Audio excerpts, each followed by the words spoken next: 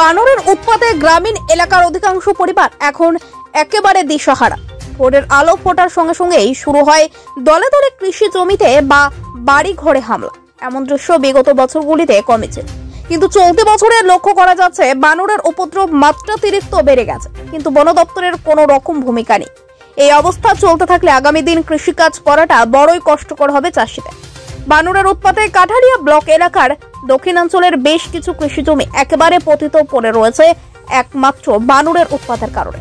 যেমন কালী কৃষ্ণনগর গ্রাম পঞ্চায়েত এলাকার কাচ্চা ডেবা কৃষি মাঠে প্রায় শতাধিক কানি কৃষি জমি পতিত পড়ে রয়েছে। শুধু কাচ্চা ডেবা কৃষি মাঠ নয়, সোনামুড়া টু বেলুনিয়া বাইপাস সড়কের দুই পাশে বড়পাতক কৃষি মাঠে প্রায় 200 কানি কৃষি জমি পতিত পড়ে রয়েছে।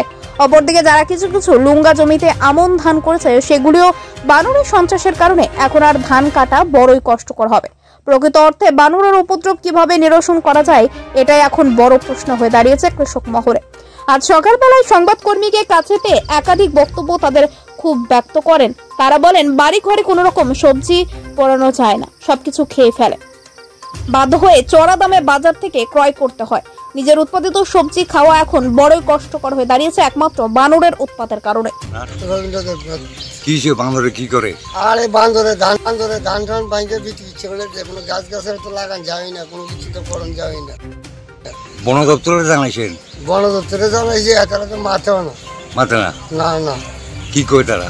তারা ভালো আমাদের কিচ্ছু করে না, কেউ বনের বসে বনে থাকবে। আমরা জমি কত? জমি সারখানি সব খাইলাম।